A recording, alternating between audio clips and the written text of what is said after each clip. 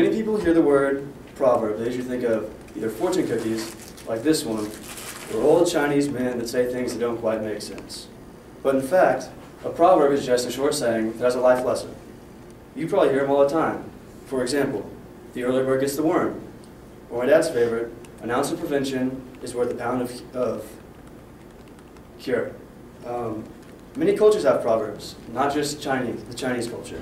We have proverbs, Japan has proverbs, France, Italy, Poland, pretty much every nation does. And you can actually learn a lot about a culture's values through their proverbs.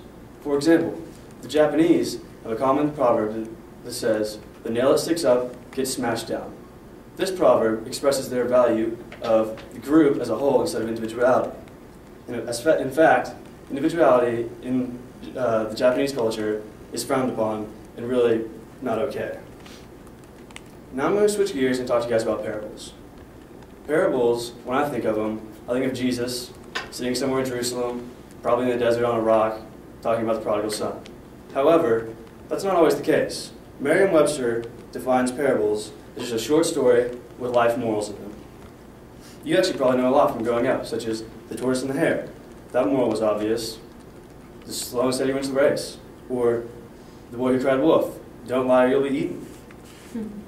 Although proverbs and parables do differ slightly, proverbs are just sayings, and parables, well, they're stories. Both are designed to do the same thing. They both teach valuable life lessons. Why proverbs and parables are good ways to teach? Well, Jesus, who is considered by most, or a lot, to be one of the greatest teachers of all time, used parables in almost every one of his teachings. And there's an entire book in the Bible called Proverbs. It's full of just proverbs.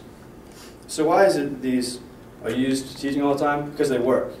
According to McDougall's article, because proverbs provide a mental picture that is readily comprehensible, they work well. In other words, when you're listening to someone tell you a parable, you can see it in your mind. You can see the entire picture. And proverbs are great because they're short and direct and always to the point. Because of this, it's easy to remember them. In conclusion, proverbs are not always weird, Chinese sayings or anything funny like that. There's everyday things that you hear all the time, mostly cliches. And parables aren't just in the Bible. Parables you hear all the time. And both of these have been successful teaching techniques for centuries. Thank you for your time. I'm Brock Gilbert.